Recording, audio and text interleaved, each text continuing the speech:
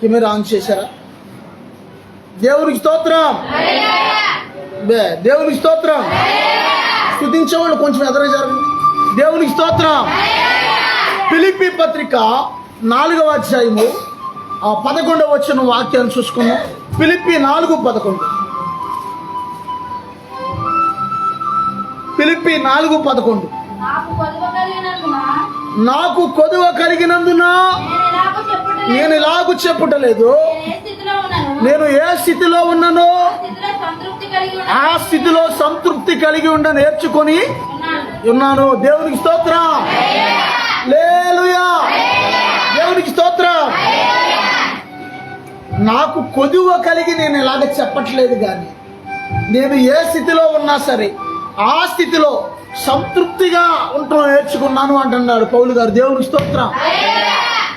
పౌలు గారు పేదోడు కాదండి, ఆయన చాలా పెద్ద చదువు చదివాడు. కొంతమంది ఏమంటున్నారంటే ఈ కాలం చదువుతో పోలిస్తేనంట MA PhD అంట ఆయన చదివింది. దేవుని స్తోత్రం. మన కాలంతో మన చదువుతో పోలిస్తే దేవుని స్తోత్రం. వాళ్ళ నాన్నగారు కోటీశ్వరుడు, అప్పట్లోనే చాలా ఆస్తిపరులాలు. ఒక వ్యక్తి గుర్తుంచుకోండి, ఇక్కడ ఒక వ్యక్తి పేదవాడిగా బ్రతికి ఉన్నవాడిగా బ్రతకడం పెద్ద కష్టమే ఉండదు, అవునా? కానీ ఉన్నవాడిగా బ్రతికి పేదవాడిగా బ్రతకాలంటే కష్టం కాదు, నరకం. తెలుసా మీకు అవశ్యం? అందుకే దేవుడు ఆయన ప్రజలను ఏం చేస్తాడంటే మొదటగా ముందే ఏం చేస్తాడంటే ఆ కష్టాలు, బాధలు, శ్రమలో, ఇబ్బందులు, కష్టాలు, బాధలు, శ్రమలు, ఇబ్బందులు ఇట్లాంటి అన్నిటిని ముందు అనుభవించేదడిగా చేసి తర్వాత ఏం చేస్తాడంటే మంచి పొజిషన్కి తీసుకొస్తాడు. దేవుని స్తోత్రం. అంత మంచి దేవుడు యేసయ్య. ఆమేన్. ఎందుకంటే నువ్వు ముందే ఒక సమృద్ధి కలిగిన వ్యక్తిగా ఉండి మంచిగా ఉండి తర్వాత నువ్వు భేద స్థితిలోకి రావటం దేవుడికి ఇష్టం లేదు. దేవునికి స్తోత్రం. హల్లెలూయా. తర్వాత ఇందులో ఇంకో విషయం ఏంటంటే 12వ వచనం చదవండి. దేన స్థితిలో నుండనెరుగుదును, సంపన్న స్థితిలో నుండనెరుగుదును, ప్రతి విషయములోను ప్రతి కార్యములోను కడుపు నిండి ఉండుటకును, ఆకలి కొని ఉండుటకును, సమృద్ధి కలిగి ఉండుటకును, లేబులో ఉండుటకును నేర్చుకొని ఉన్నాను. దేవునికి స్తోత్రం. పౌలు గారు ఏమంటున్నారంటే ఇక్కడ జాగ్రత్తగానండి, సమృద్ధిలో ఉంటాం నాకు తెలుసు, ఏమన్నా అర్థమవుతుందా? లేబులో ఉంటాం నాకు తెలుసు, నా పొట్ట ఎలుతుగా ఉన్న స్థితి నాకు తెలుసు, కడుపు నిండి ఉండటం నాకు తెలుసు, సంపన్న స్థితిలో ఉన్నప్పుడు ఎలా ఉన్నానో అది నాకు తెలుసు, ధ్యాన స్థితిలో కూడా నేను ఉండటం కూడా నాకు తెలుసు అంటున్నాడు ఆయన. దేవుని స్తోత్రం. పౌలు గారు ఎప్పుడు సంపన్న స్థితిలో ఉన్నాడు? ఎవరైనా చెప్పండి. బుర్ర కొంచెం పొదినట్టుండే. ఇక్కడే ఉన్నారా అమ్మ? ఇక్కడే ఉన్నారా? ఎప్పుడు సంపన్న స్థితిలో ఉన్నాడు పౌలు గారు. అందుకే మరి మీరు ఏం చేయాలంటే ఇంటికాడ ఉన్నప్పుడు వాక్యం చదువుతుంటే అర్థమైంది. ఆ యొక్క యేసు ప్రభు శిష్యులందరినీ కూడా పట్టుకుంటాకి వెళ్ళేటప్పుడు పౌలు సౌలుగా ఉన్నప్పుడు ఎలా వెళ్తున్నాడు? ఒక గుర్రం మీద వెళ్ళేవాడు పేదోడు వెళ్తాడా? ఆలోచించండి. అంటే సంపన్న స్థితిలో ఉన్నాడు, ఒక సైన్యాధిపతిగా ఉన్నాడు, ఒక అధికారిగా ఉన్నాడు, ఒక హోదాతో ఉన్నాడు, ఒక ధనంతో ఉన్నాడు, సంపన్న స్థితిలో ఉన్నాడు. మరి లేని స్థితిలో, దేన స్థితిలో, భేద స్థితిలో ఎప్పుడున్నాడు? అమ్మా, దేవునిలోకి వచ్చాక ప్రభువుని అంగీకరించిన తర్వాత ఆయన ఆహారం లేని సమస్యలు అనుభవించాడు, వాడలు పగిలిపోయి ప్రమాదాలు అనుభవించాడు, వస్త్రాలు లేని స్థితి అనుభవించాడు. దేవుడు ఇవ్వలేడా? ఎంతమందికి పౌలు గారు ప్రార్థన చేస్తే ఎందరికో దేవుడు విడుదలిచ్చిన వాడు, దేవుడు స్వస్థతనిచ్చిన దేవుడు పౌలు గారికి ఇవ్వలేడా? కానీ వాళ్ళు ఏం చేశారంటే ధనం అడగలేదు, వాళ్ళు కేవలం ప్రభు నువ్వు మాతో ఉంటే చాలయ్యా అదే అడిగారు. దేవుని స్తోత్రం. ఈ కాలం సేవకులు ఏం చేస్తున్నారంటే నువ్వు మాతో ఉంటాం అది సరేనాయన, అది కాకుండా ఇది కూడా ధనం కూడా ఇది తప్పు అంటారు. ఈ కాలం సేవకులు అడిగేది తప్పు కాదు, ఎందుకంటే ధనం ఉంటే పరిచర్యకి ఇంకా బలంగా జరిగింది. దేవునికి స్తోత్రం. అందరి చెప్తూ దేవునికి స్తోత్రం. ఇంకో విషయం గుర్తుంచుకోండి. మొన్న ఈ మధ్యన ఈ సందర్భం చెప్పి వాక్యంలోకి వెళ్తాను. ఒక ఊర్లో బంగారపు కొట్టు కాడ ఒకళ్ళు చిన్న గిఫ్ట్ ఒకటి ఇస్తాను. చిన్న గిఫ్ట్ మాకు కామకోటలో బంగారపు కొట్టు కాడికి వెళ్ళాము. అక్కడికి అందరూ వస్తువులు చూస్తున్నారు. నేనేం చూస్తున్నానంటే నేను కొట్లో కూర్చున్నాను. ఆ కౌంటర్లో కూర్చున్న పెద్ద ఆయన ఇంకా చూస్తున్నాను నేను. సేమ్ ఆయన వయసు చూస్తే ఎలా ఉందంటే మా నాన్నగారు వయసులాగా ఉంది. ఒకవేళ మా నాన్నగారు ఉండుంటే ఇలా ఉంటుండు ఈ పాటికి అని నేను అబ్జర్వేషన్ చేస్తున్నప్పుడు నాకు అనిపించింది ఆయన సుమారుగా ఆయన వయసు 70 సంవత్సరాల పైనే ఉంది. ఆయన వయసు పెద్ద ఆయన వయసు. ఎంత సంపాదించినా సరే, ఎంత బంగారం ఉన్నా సరే, ఎంత పొలాలు ఉన్నా సరే, ఎన్ని స్థలాలు ఉన్నా సరే, ఎన్ని ఇళ్ళు ఉన్నా సరే, మనిషి జీవితం ఇదే కదా. అర్థమైందా మీకు? అర్థం కాలేదా? సుమారుగా 40 దాకా వచ్చేసింది వయసు. మహా గట్టిగా కష్టపడితే ఏదైనా పెద్ద ఇలాగా ఏదైనా బంగారం కొట్లు అట్లాంటివి కావాలంటే ఎంతకాలం ఇంకా ఫైనల్కి వచ్చేసరికి దేవుడు అన్నీ ఇస్తాడు. ఫైనల్ వయసులోకి వచ్చేసరికి కానీ తినటానికి మహా ఏం తింటాడు ఆయన? ఈ టైంలో ఏం తింటాడు? ఇంకా నాకు బంగారం ఉంది, ఇళ్ళు ఉన్నాయి, స్థలాలు ఉన్నాయి, పొలాలు ఉన్నాయి అని చెప్పుకోవడానికి పనిచేస్తుంది కానీ తినడానికి లేదు. బంగారం తింటాడా మనిషి? ఇక్కడే ఉన్నారా? బంగారం తింటారా? ఒకడు ఎడారిలో పడి ఈ సందర్భం చదవండి. మొదటి తిమోతి 6వ అధ్యాయం 6వ వచనం చదవండి. మొదటి తిమోతి 6వ అధ్యాయం 6వ వచనం. మొదటి తిమోతి సంతృష్టి సహితమైన దైవభక్తి గొప్ప లాభ సాధకమై ఉన్నది. దేవుని స్తోత్రం. మనం ఈ లోకములోనికి ఏమీ తీసుకుని రాలేదు. దీనిలో నుండి పోయేటప్పుడు కూడా ఏమీ తీసుకొని పోలేము. అక్కడ నేనంటలా మాట దేవుడు మాట్లాడిస్తున్నాడు. ఈ మాట అక్కడ రాయించాడు చూడండి. మనం ఈ లోకంలోకి వచ్చేటప్పుడు ఏమీ తీసుకురాలేదు. ఇక్కడి నుంచి పోయేటప్పుడు కూడా ఏమీ అర్థమవుతుంది, ఏమీ తీసుకెళ్ళలేము. కాగా అన్న వస్త్రములు గలవారమై వాటితో తృప్తి పొంది ఉంటుందేమో. దేవునికి స్తోత్రం. అంత చెప్తుంది దేవునికి స్తోత్రం. దేవునికి స్తోత్రం. చాలు బాబోయ్. అర్థమవుతుందా? కోటీశ్వరుడు తినేది అన్నమే, మనం తినేది అర్థమవుతుందా? కోటీశ్వరుడు ఏం చేస్తాడండి? నాకు అరే మనకి ఎంత ఉందనుకుంటున్నారా? మనకి అక్కడ 70 ఎకరాలు ఉంది, ఇక్కడ 50 ఎకరాలు ఉంది, ఇక్కడ 40 కాసులు ఉంది, అక్కడ ఇది ఉంది, అది ఉంది, ఇన్ని కార్లు ఉన్నాయి, ఇన్ని బళ్ళు ఉన్నాయి అని చెప్పుకి నీ పిల్లలతో ఒకవేళ సంతోషపడచ్చాము. కానీ వాడు తినేది పాట కూడా ఉంది. ఏదో ఉంది, నువ్వు తిన్నా మన్నేరా నిన్ను తింది పాట ఉంది కదా, రాజశేఖర రెడ్డి గారు చనిపోయినప్పుడు పెట్టారు. దేవుని స్తోత్రం. హల్లెలూయా. అంటే ఇందులో ఉన్న విషయం ఏంటంటే నువ్వు ఉన్నదానితో సంతృప్తి కలిగి ఉండాలి. ఆమేనానండి. నువ్వు ఉన్నదానితో సంతృప్తి లేదనుకోండి, ఏం జరిగిందో తెలుసా? దేవుడు మాట్లాడుతున్నాడు. నీకు మనశ్శాంతి ఉండదు. ఇక అమ్మో వాళ్ళ ఇంట్లో 4 కష్టపడిపోతున్నారు, 3 కష్టపడిపోతున్నారు, 2 కష్టపడిపోతున్నారు, డబ్బులే.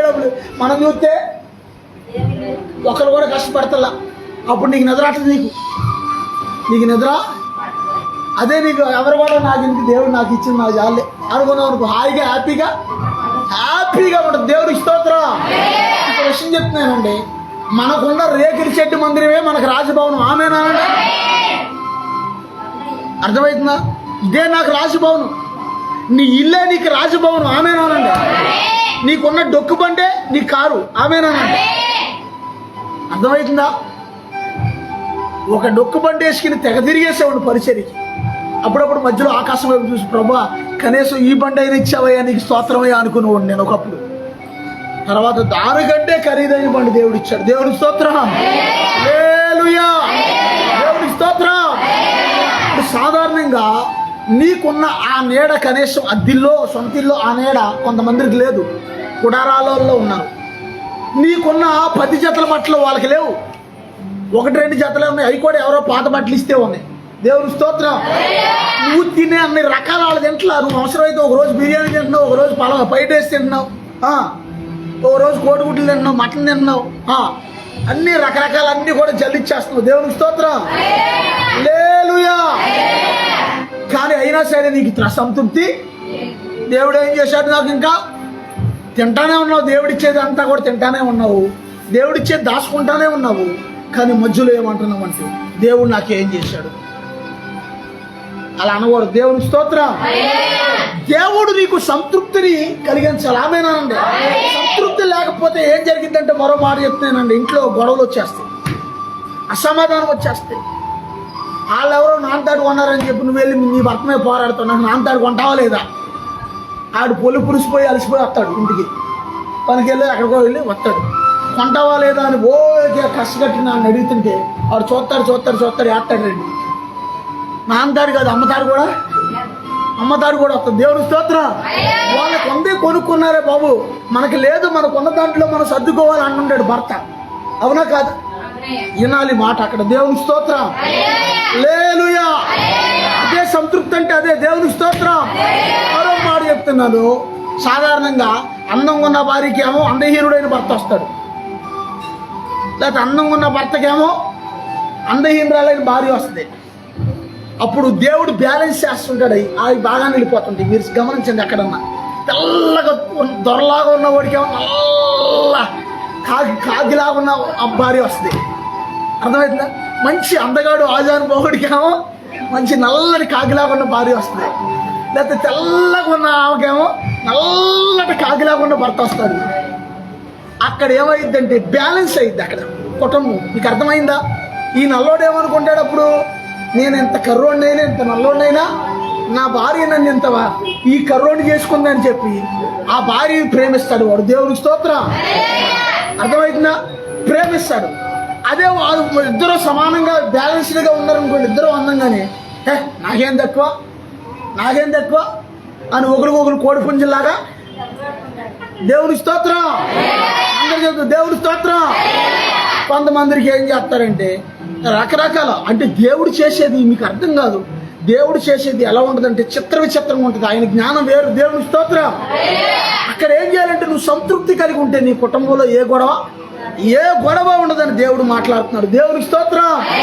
హల్లెలూయా. తర్వాత యోబు గ్రంథం 1వ అధ్యాయము 21వ వచనం చదువుకుంటే, యోబు 1వ అధ్యాయం 21వ వచనం జాగ్రత్తగా వినండి వాక్యం. Oh thank you Jesus, thank you Lord, thank you Jesus. ఎలర్ట్గా ఉండాలి అందరూ. నేను నా తల్లి గర్భములో నుండి దిగంబరినై వచ్చి తిని దిగంబరినిగానే పోతిని. యెహోవా ఇచ్చెను, యెహోవా తీసుకొని పోయెను, యెహోవా నామమునకు స్తుతి కలుగును గాక అన్నాడు. దేవుని స్తోత్రం. ఎప్పుడు స్తుతించాడు యోబు గారు ఈ మాట? అమ్మా తెలిసిన వాళ్ళు చెప్పండి అమ్మ కొంచెం. ఎప్పుడు అన్నాడు ఈ మాట యోబు గారు? అన్నీ ఇచ్చిన దేవుడు అన్నీ తీసుకుపోయే అని యోబు పలికలేదా?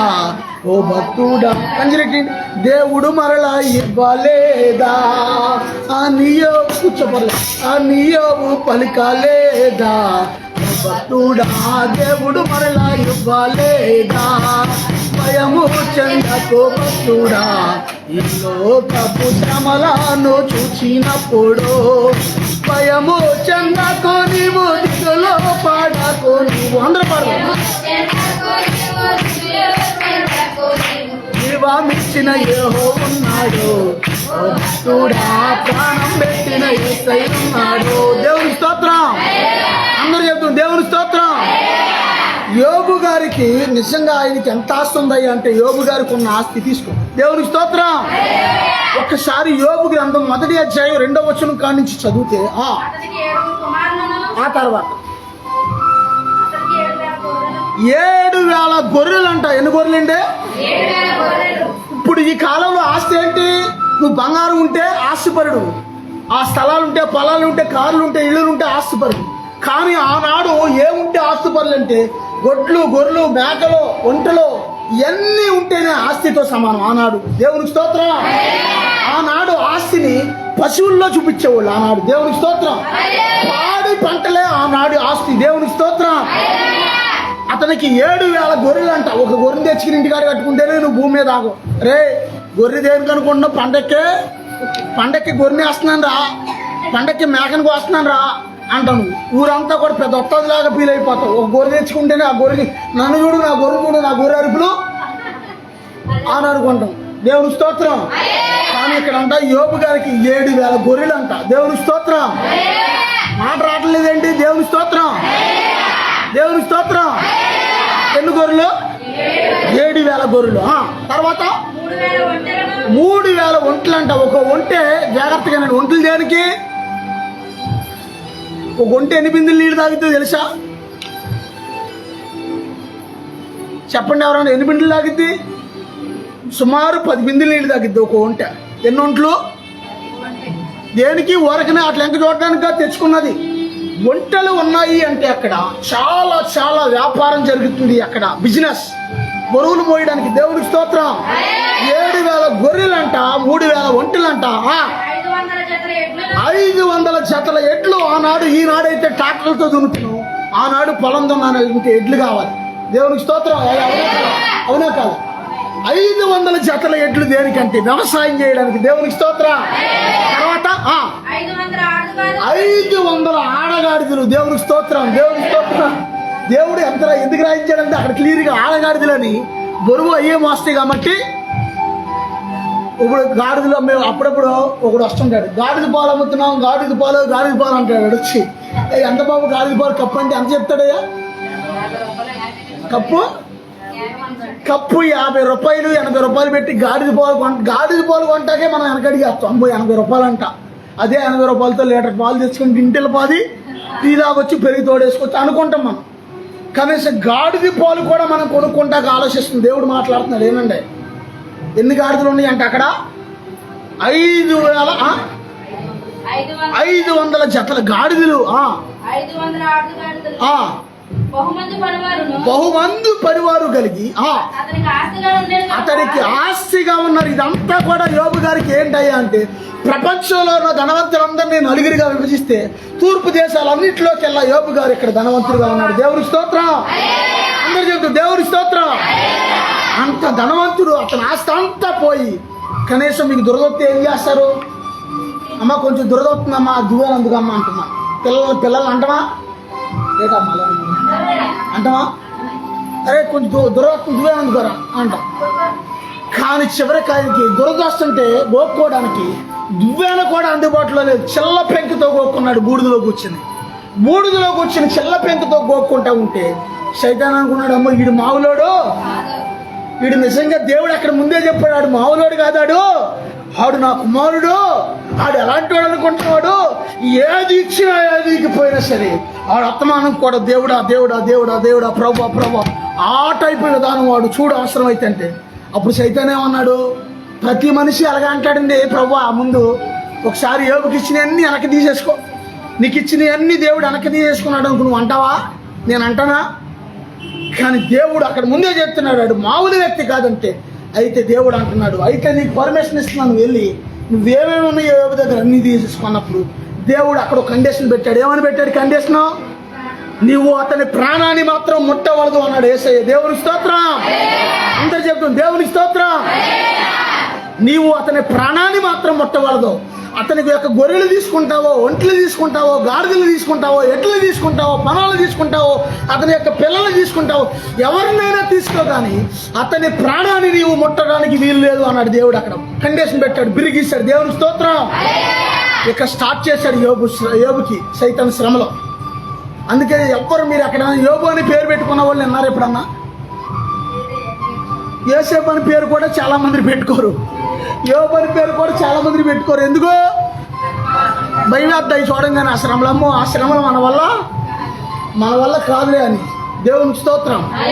అన్నీ పోయిన తర్వాత బూడిదలో కూర్చున్నటువంటి యోబు ఏమంటున్నాడంటే, యెహోవా ఇచ్చెను, యెహోవా తీసుకొని పోయిను, యెహోవా నామమునకు మహిమ. ఏమన్నాడు? యెహోవా నామమునకు స్తుతి కలుగునుగా అంటున్నాడు. దేవునికి స్తోత్రం. అందరూ చెప్తూ హల్లెలూయా, దేవునికి స్తోత్రం. ఇటువరకు ఆ మధ్యన వినండి జాగ్రత్తగా, వాక్యంలోకి వెళ్ళే ముందు ఒక మాట. ఆ మధ్యన ఒక ఊర్లో వాళ్ళకి పాడి వ్యాపారం ఉంది. ఏం వ్యాపారం? పాడి వ్యాపారం. చాలా పాడి వ్యవసాయం వాళ్ళకి. దేవునికి స్తోత్రం. ఇంటిలో యజమానురాలకి కడుపులో నొప్పిగా ఉంది. గుండెపల్లి, ఇక్కడ కాదులే, గుండెపల్లి. ఆమెకి హాస్పిటల్కి వెళ్తే ఇంజక్షన్లు చేస్తే ఏమన్నారంటే ఏమి లేదంటున్నారు, ఇంజక్షన్ చేస్తున్నారు. ఇంటికి రానుగానే ఏం చేస్తుందంటే కడుపులో నొప్పి అని గిలగిల్లాడిపోతుంది. 3 నెలలు యజమానుడు ఆ అమ్మాయి తన భర్త అలిసిపోయాడు అన్నమాట. 3 నెలలు ఎడిదిప్పాడు అన్ని హాస్పిటల్కి. ఎక్కడ పని? ఇప్పుడు ఆడ మనిషికి బాగోకపోతే, భార్యకి బాగోకపోతే భర్తకి ఏంటి బాధ? భర్తకు బాధ కాదా? లగ్నంగానే భర్త పనులు, ఆ పనులు, ఇంట్లో పనులు ఆడు చేసుకుంటాడా? ఆడపిల్లకి దేవుడు పుట్టుకతోనే ఒక గుణం పెట్టేశాడు ఆడపిల్లలో. మీకు తెలుసో తెలీదు, ఆడపిల్లలో దేవుడు పెట్టిన గుణం ఏంటంటే ఇంటిలో పనులు చేసుకునే ఆ యొక్క గుణం దేవుడు పెట్టాడు. దేవుని స్తోత్రం. కొంతమంది బద్ధకం ఉన్న పిల్లలు ఉంటారు, ఆ పిల్లల గురించి నేను చెప్పలేదు. దేవుని స్తోత్రం. ఆడపిల్ల ఏం చేయాలంటే చిన్నప్పటి నుంచి కూడా తల్లి చేత నుండి పనులు నేర్చుకోవాలి. దేవుని స్తోత్రం. అక్కడ మొత్తానికి ఈ పిల్ల పనులు ఏమి లేకపోతుంది, వస్తుంది, పడుకుంది. భర్త అలసిపోయాడు. అలాగే 3 నెలలు పట్టేసింది అలాగే. దేవుని స్తోత్రం. 3 నెలల తర్వాత వాళ్ళకి ఒక గ్రహింపు వచ్చింది. ఏంటంటావు ఇది, డాక్టర్లు ఏమి లేదంటున్నారని. వాళ్ళు ఏం చేశారంటే పాస్టర్ గారిని ఫోన్ చేశారు వాళ్ళు. దేవుని స్తోత్రం. అమ్మ కొంచెం ఇదిగో పాస్టర్ గారిని తీసుకుని కొంచెం ఇక్కడ గుండెపల్లి రండి, ఇక్కడ ఏదో కొంచెం తేడా కనిపిస్తుంది అని అంటే, సరే మొత్తానికి నాకు చెప్తే ఈ సందర్భం నేను పాస్టర్ గారు వెళ్ళాం. అక్కడికి వెళ్ళేసరికి ఏ వ్యక్తికి అయితే కడుపులో నొప్పి ఉందో, ఏ వ్యక్తి అయితే హాస్పిటల్ చుట్టూరు తిరుగుతుందో, ఏ వ్యక్తి అయితే అత్తమానం కూడా మాటికి పడుకుంటూ పోతుందో, ఆ వ్యక్తి మేము అక్కడ అడిగట్టంగానే అక్కడి నుంచి వేరే చోట పారిపోదాం అని చెప్తుందంట. దేవుని స్తోత్రం. తర్వాత నేను అడిగా, మేము రానుగానే ఏమనిపించింది అమ్మా అని అడిగా. దేవుని స్తోత్రం. ఇంటికి వెళ్ళిపోదాం అనిపించింది మిమ్మల్ని చూడంగానే. దేవుని స్తోత్రం. సరే, ఈ లోపల ఆహారం సిద్ధపరిస్తే ఆహారం తిని తర్వాత ప్రార్థన చేస్తుంటే ఒక దురాత్మ ఆమెలో నుంచి బయటకు వచ్చేసింది. దేవుని స్తోత్రం. బయటికి రావట దురాత్మ ఏమందంటే 2 మార్లు ఇంట్లో ఒక చిన్న పిల్లోడు ఉన్నాడు. ఆ పిల్లోడు చాలా నా కళ్ళకి చాలా అందంగా ఆడుతున్నాడు. ఆమెను తీసుకెళ్ళిపోదామని 2 సార్లు వచ్చాను, కానీ దేవుడు ఎవరు అన్నాడు అంది. దేవుని స్తోత్రం. 2 సార్లు వచ్చాను, కానీ దేవుడు ఎవనన్నాడు అన్నది. దేవుని స్తోత్రం. అంటే యోబు గురించి సైతాన్తో దేవుడు ఏమన్నాడు? అక్కడ ఇక్కడ ఉన్నారా? ఏమన్నాడు? నీవు అతని ప్రాణాన్ని మొట్టవలదు అని ఆజ్ఞాపించాడు. దేవునికి స్తోత్రం. చాలా మంది, మరి ఇందులో ఇంకో మర్మం ఉంది. చాలా మంది మేము దేవుడిని నమ్ముకున్న ఏసై నా చుట్టూ, నా కుటుంబం చుట్టూ, నాకు కలిగిన అంతటి చుట్టూ కూడా కంచె చేస్తాడు అని భ్రమపడుతుంటారు. కంచేయుడు. ఎందుకేడు? యోబుకి ఎందుకు వేశాడు కంచి? మీరు వాక్యం క్లియర్గా ఇంటికి వెళ్ళాక యోబు గ్రంథం చదవండి. ప్రతిరోజు లెగిసి తన కుటుంబం కోసం ప్రార్థన చేసేవాడంట యోబు. అయ్యా, నా పిల్లలు తెలిసి తెలియక ఏదైనా తప్పు చేస్తే వాళ్ళని క్షమించయ్యా, నా పిల్లలందరినీ కాపాడయ్యా, నా కుటుంబాన్ని కాపాడయ్యా అని ప్రతిరోజు దేవుడికి మొరపెట్టేవాడంట. దేవునికి స్తోత్రం. మాట రావట్లే వాళ్ళ. దేవుని స్తోత్రం. దేవుని స్తోత్రం. ప్రతిరోజు మొరపెట్టేవాడండి దేవుడికి. అప్పుడు దేవుడు ఏం చేశాడు? యోబు చుట్టూ, యోబు కుటుంబం చుట్టూ, యోబు కలిగిన అంతటి చుట్టూ కూడా అగ్ని కంచి వేశాడు. దేవునికి స్తోత్రం. నీ చుట్టూ కూడా దేవుడు అగ్ని కంచి వేస్తాడు. ఆమేనా? నువ్వు కూడా ఏం చేయాలంటే, ప్రభువా నా కుటుంబం చుట్టూ అగ్ని కంచి వేయనని ప్రతిరోజు దేవుడిని అడగాలి. దేవునికి స్తోత్రం. అందరూ చెప్తూ దేవునికి స్తోత్రం. అడగనిది అమ్మాయినా? ఇక్కడే ఉన్నారా? అడగనిది అమ్మాయినా? మత్తయి సువార్త 7:7 కూడా యేసయ్య ఏమంటున్నాడు? నువ్వు అడిగితే నేను ఇస్తాను అన్నాడు. నువ్వేం అడగవు. ఏం అడగవంటే చాలా మంది ఏం అడుగుతారు? డబ్బు అడుగుతారు. అడగాల్సిన డబ్బులు అడుగుతారు అందరూ, కానీ అడగాల్సిన అడగరు దేవుడిని. దేవుని స్తోత్రం.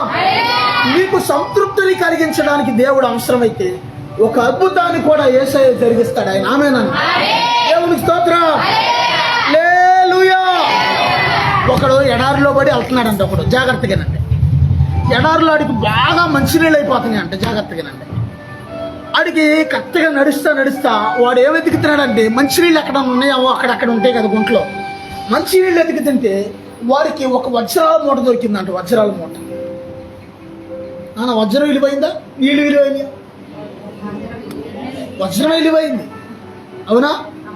వజ్రాల మూట దొరికితే వాడు అనుకుంటాడంట, నేను నా గొంతుకి ఆరిపోయి చచ్చిపోయే స్థితిలో ఉన్నాను. ఈ స్థితిలో గుక్కుడి నీళ్ళు కోసం నేను ఎదురు చూస్తున్నాను.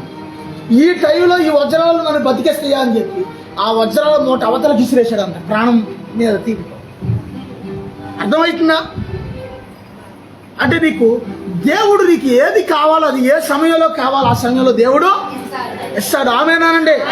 దేవుడికి స్తోత్రం.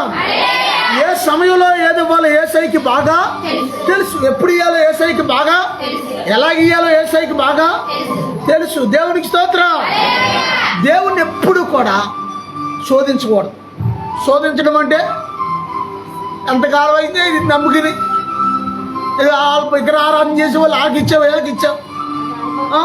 నేనేమో నిన్ను నమ్ముకున్నా, నువ్వు జీవం కలిగిన దేవుడు, నిజమైన దేవుడు, ఏది నాకేమి ఇవ్వో, నాకు అలా చేయవా? నిజంగా నీకు దేవుడు ఇవ్వలేదు ఏమి? ఏమో నిజంగా ఇవ్వలేదా? చెడ ఇవ్వలేదా? దేవునికి స్తోత్రం. తర్వాత లోకాసు వార్త 5వ అధ్యాయం 6వ వచనం చదివితే, లోకాసు వార్త 5:6. లోకాసు వార్త 5వ అధ్యాయం 6వ వచనం. విస్తారమైన చేపలు పట్టాడంటే దేవునికి స్తోత్రం. హల్లెలూయా. ఇక్కడ ఇందులో జరిగింది అంటే గెన్నెసు సరస్సు తీరమున, గెన్నెసేనా చూడండి, ఆరోగ్యం గెన్నెసరేతు సరస్సు తీరాన అందరూ కూడా వలలు గడుపుకుంటారు. చేపలు పట్టేవాళ్ళు జాగ్రత్తగా వలలు గడుపుకుంటుంటే యేసు ప్రభువారు వెళ్ళారు సాక్షాత్తు అక్కడికి. దేవునికి స్తోత్రం. యేసయ్య వెళ్ళి ఎక్కడ కూర్చున్నాడంటే ఆ సీమోను పేతురుదైన ఆ దోణి చూశాడు యేసయ్య. చూసి ఆ దోణిలోనికి వెళ్ళి యేసయ్య అక్కడ కూర్చుని ఏం చేశాడంటే, కొంతమందికి జనాలు తండోపతండాలుగా యేసయ్య మీద పడుతున్నారు. అప్పటికే అందరూ కూడా యేసయ్య మాటలు వినాలని విన్నారా? కొంతమందికి ఆత్మ తీవ్రత ఉంటుంది లోపల. అది ఎలా ఉంటుందంటే, ప్రభా ఏదో ఇంకో మాట మాట్లాడే, నాతో ఇంకో మాట మాట్లాడే అంటుంటారు. కొంతమందికి శరీర తీవ్రత ఉంటుంది. శరీర తీవ్రత ఉన్న వాళ్ళు గడియారం వెంక, కాళ్ళెంక, ఏళ్ళెంక, అలాంటి అందరూ సంఘంలో ఉన్న వాళ్ళందరూ ఆత్మీయులు కాదు. దేవుడే చెప్పాడు. కొంతమంది అంటే పాస్టర్ గారికి టైం కనపడదు అనుకుంటారు. కనపడతారు పాస్టర్ గారికి. అంటే నేను గడియారాన్ని చూడకపోతే పాస్టర్ గారికి టైం, మీరు కాదులే, ఒక ఆమె ఉంది, లేదనుకోండి, ఇప్పుడు లేనట్టు దేవుని స్తోత్రం. అంటే అర్థమైందా? శరీరానుసారమైన వ్యక్తులు ఎప్పుడైద్దో వాక్యం, ఎప్పుడు ఇంటికి వెళ్ళిపోదో, ఇవాళ మంచి వెరైటీ ఉండొచ్చాను, బేగ తినాలి అనుకుంటారు. ఆత్మానుసారమైన వ్యక్తులు ఏమనుకుంటారంటే, ఇంకా ఏదైనా ప్రభు నాతో మాట్లాడి, నాకు సంబంధించింది ఏదన్నా ప్రభు నాతో ఒక్క మాట మాట్లాడితే బాగుంది, నాకు సంబంధించింది ఏదన్నా వస్తే బాగుంది అని మనసులో అనిపిస్తుంటుంది. దేవుని స్తోత్రం. హల్లెలూయా. అయితే సీమోను పేతురుదైన దోరిలో యేసయ్య నిలబడ్డాడు. అక్కడ చక్కగా వాక్యం చెప్పాడు యేసయ్య, అంతే కదా? చెప్పిన తర్వాత సీమోను పేతురు ఏమనుకుంటున్నాడు, ఒక మూల కూర్చున్నాడు. దోని ఎడుచోండి, దోని ఇది ఒక మూల కూర్చున్నాడు కింద. యేసయ్యా నా బాధ నీకేం తెలుసయ్యా, ఇంటికాడ ఏమి లేవయ్యా, అక్కడ ఇంటికాడ సరికిలు అయిపోయింది ప్రభా, ఇంటికాడ అందరికీ బలి చెప్తున్నాడు. సగ్గా యేసయ్య వాక్యం బాగుంది, వాక్యం బాగుంది, కానీ నా బాధ యేసయ్యకి ఏం తెలుసు అన్నట్టుగా ఉన్నాడు. ఆ పక్కన కూర్చుని దోళ్ళు పక్కన. అన్నీ ఉన్నప్పుడు అలాగే ఉంటుంది, లేనప్పుడే మనం దేవుని వైపు చూసేది. అవునా కాదా? సమస్య వచ్చినప్పుడే ఏ మనిషి అయినా దేవుని వైపు చూస్తాడు. దేవుని స్తోత్రం. అవునంటారా కాదంటారా? ఒకటి బిల్డింగ్ మీద నుంచి రే రాంబాబు అని పిలుస్తున్నాడా, రే రాంబాబు అని పెద్ద బిల్డింగ్ పై నుంచి పిలుస్తుంటే కింద ఉన్నవాడు కనపడతలేదంట. సర్లే అని ఒక 10 కాగితం ఎత్తే 10 కాగితం చూసి డబ్బులు జేబులు పెట్టింది. 10 కాగితం ఎలా పడింది పైకి చోట్ల, వీడు మళ్ళీ 20 కాగితం అయితే 20 కాగితం జేబులో పెట్టుకున్నాడు. ఇక ఎలా కాదని ఈసారి ఒక రాయేసాడంట ఆడి మీద. అప్పుడు పైకి చూశాడు. అంటే సమస్య వచ్చినప్పుడు ఏ మనిషి అయినా సరే, నువ్వైనా నేనైనా ఎవరైనా వెంటనే యేసయ్య వైపు చూస్తుంది. దేవుని స్తోత్రం. సీమోను పేతురు హృదయంలో ఏముందో యేసయ్యకి తెలుసు. తెలిసిన తర్వాత సీమోను పేతురుతో అంటున్నాడు, అయ్యా సీమోను పేతురు, కొంచెం లోతుకి నా పానీ నేను వాక్యం అయిపోయింది అక్కడ. సీమోను పేతురు ఏమనుకున్నాడు, ధోని ఒకవేళ లోతుకి వెళితే జనానికి అందన కాడికే కొంచెంసేపు యేసయ్య రెస్ట్ తీసుకుంటాడేమో అనుకుంటున్నాడు సీమోను పేతురు. నేను ధోని నడుపుతాను, యేసయ్య కొంచెంసేపు అలసిపోయాడు కదా, పడుకుంటాడేమో ధోనిలో అనుకుంటున్నాడు ఈయన. అమ్మ ఏనండి జాగ్రత్త అనుకుంటున్నాడు. కానీ యేసయ్య అన్నాడంటే దోణి చేపలు పట్టడానికి మీ వలలు వేయండి. లోతునకు నడిపించాలి నీ దోణి. ఆమేనానండి. నీ దోణి లోతులోకి వెళ్ళాలి. ఆమేనానండి. ఏ దోణి? నీ శరీరం అనే దోణి, నీ ఆత్మ అనే దోణి, నీ మనస్సు అనే దోణి లోతులోకి వెళ్ళాలి. నీ విశ్వాసం వృద్ధి చెందాలి దేవుళ్ళు. ఆమేనానండి. ఒకవేళ నీలో అవిశ్వాసం ఉందనుకోండి, ప్రభు నా విశ్వాసాన్ని వృద్ధి చేయనైనా అని అడగాలి. దేవుని స్తోత్రం. అక్కడ లోతులోకి వెళ్ళిన తర్వాత అక్కడ ఏమంటున్నాడంటే, అయ్యా నా ఏలినవాడా రాత్రంతా శ్రమ పడ్డాను. రాత్రంతయు మేము అయితే. ప్రయాసపడిన మాకేమీ దొరకలేదు. మాకేమీ దొరకలేదు. అయినను నీ మాట చొప్పున వలలు వేద్దాం. దేవుని స్తోత్రం. రాత్రంతయు శ్రమ పడినా రాలేదు ప్రభుదేవో. రాదారులు వెదకినను రారాయను ప్రతిఫలమో. యేసుని సిలువ రమణీయ రోజులలో అందరూ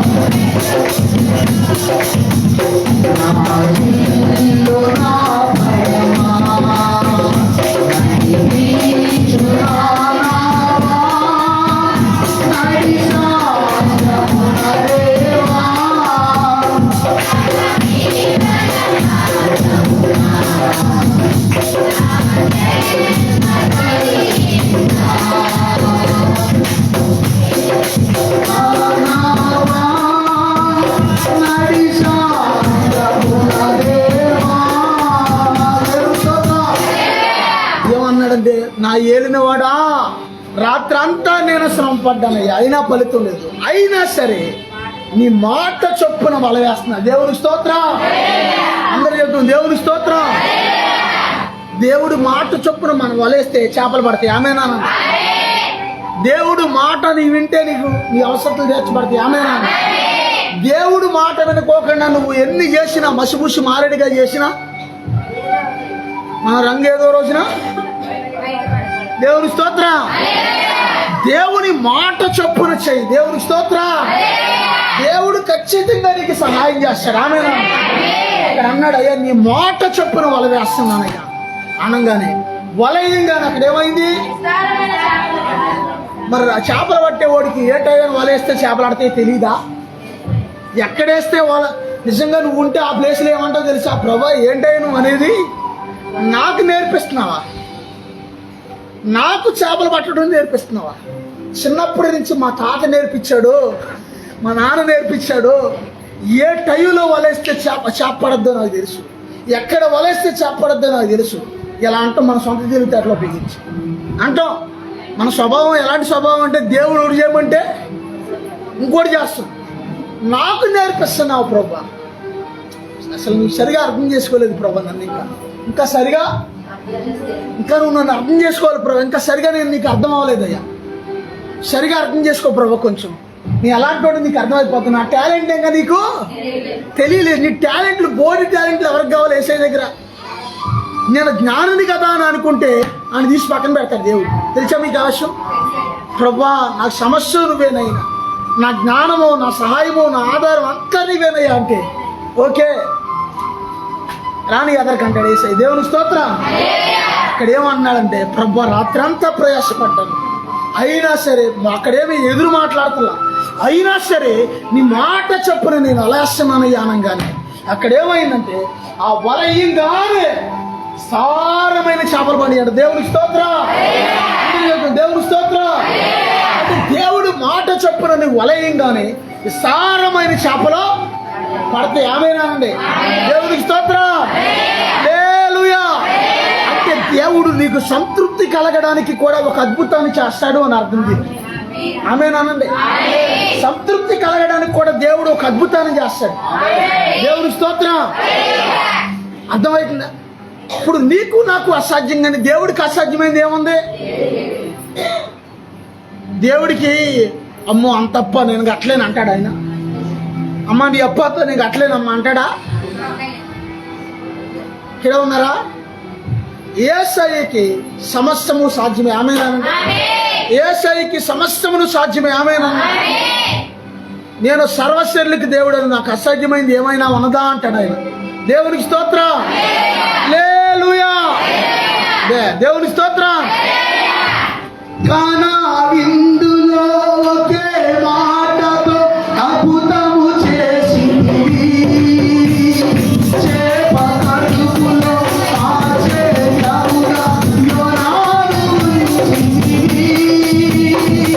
కానా విందులో ఒకే మాటతో అందరూ పాడండి.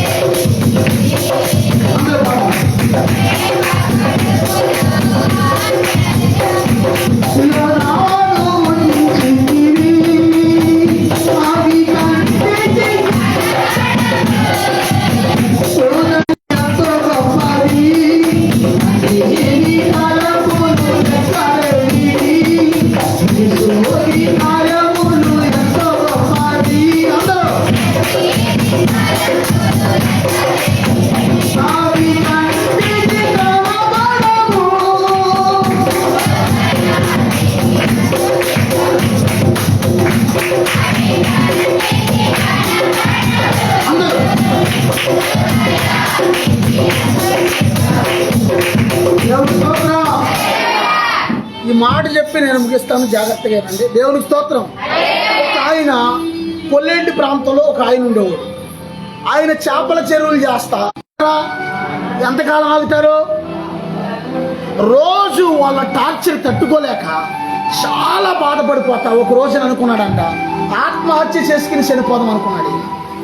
చనిపోదాం అని అనుకున్నప్పుడు ఊరు బయటికి వెళ్ళి సిగరెట్లు అలవాటు, సిగరెట్లు రెండు మూడు పెట్లు కాల్ చేసిన నైట్ అంతమానం.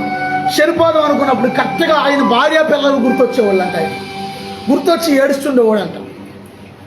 ఒకవేళ ఆత్మహత్య చేసుకుని చనిపోతే పోనీ అక్కడితో పోనీ అప్పుడు పోయింది అనుకుంటే తర్వాత భార్య పిల్లల పరిస్థితి ఏంటి, వాళ్ళ రోడ్డును పడతారు కదా అని బాధ కలిగి బాధపడతా కన్నీటితో వేదన పడతా ఉండేవాడు. జాగ్రత్తగానండి. దేవుని స్తోత్రం.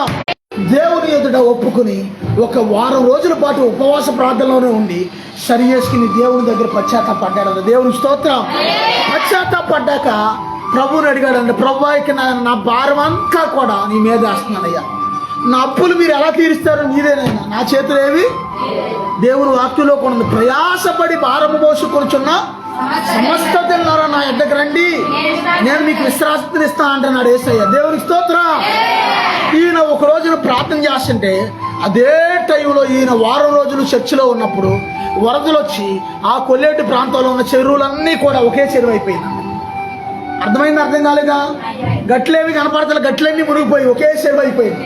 ఈ వారం రోజులు ప్రార్థన అయిన తర్వాత కొంచెం నీళ్ళు నిలిచాక గట్లు కనపడుతున్నప్పుడు వెళ్ళి చేపలు పడదామని చేపలు పట్టే వాళ్ళు తీసుకొస్తే ఒక లారీ పెడితే చేపలు పడదామని 4 ఎకరాల చెరువు అది పడితే వాళ్ళు వలటి అటు నుంచి ఇట్లా ఆగి చేపల ఒకసారి, తమ్ముడు అనవసరంగా తెచ్చావు తమ్ముడు, ఇంత లారీ ఇంత సరుకు లేదు ఇందులో, నువ్వు అనవసరంగా లారీ పెట్టావు, వెళ్ళి ఒక ట్రాక్టర్ తెచ్చుకో అని చెప్పారంట. దేవునికి స్తోత్రం.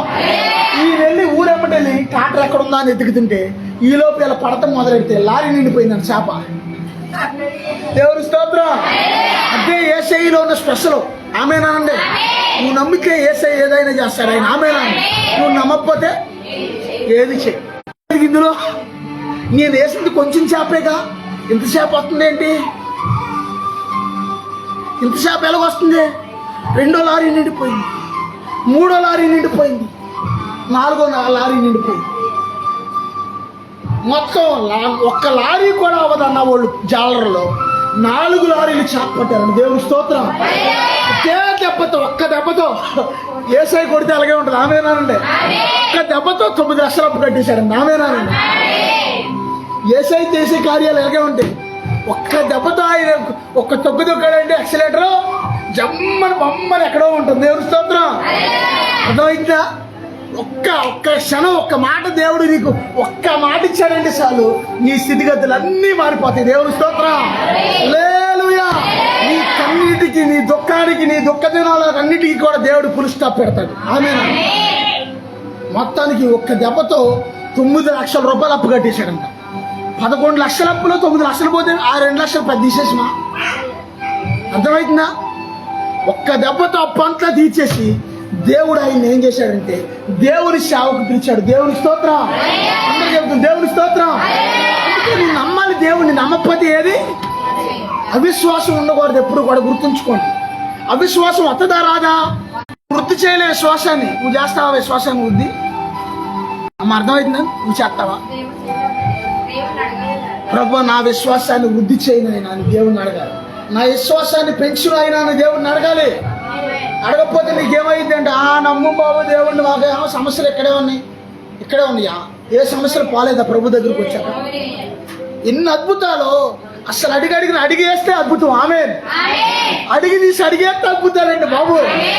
యేసయ్య చేసే అద్భుతాలకి మాకే ఆశ్చర్యం వేస్తుంది. ఒక్కోసారి సేవకులమైన మాకే ఆశ్చర్యాన్ని కలిగిస్తుంది. దేవుని స్తోత్రం. అందరూ చెప్తాం హల్లెలూయా. అందుకే దేవుడు ఏం చేస్తాడంటే నీకు సంతృప్తి కలిగించడానికి కూడా కొన్నిసార్లు ఆయన ఏదో ఒక మెరాకిలు, ఏదో ఒక అద్భుతము చేస్తాడు. నువ్వేం చేయాలంటే నీ విశ్వాసాన్ని కోల్పోకూడదు. ఆమేనండి. నీకున్న దాంట్లో సంతృప్తి కలిగి దేవుని స్తుతించాలి. ఆమేనండి. దేవుని స్తోత్రం. దేవుని వాక్కు సెలవిస్తుంది మనిషి మనసు ఆ యొక్క మనిషి మనస్సు అది ఆశలు కలిగి తిరగడం కంటే ఎదుటనున్న దాన్ని పట్టి సంతృప్తి చెందాలంట. దేవుని స్తోత్రం. మనిషి మనసు, ఒక భక్తుడు అన్నాడు, మనిషి మనసు కోతి లాంటిదంట.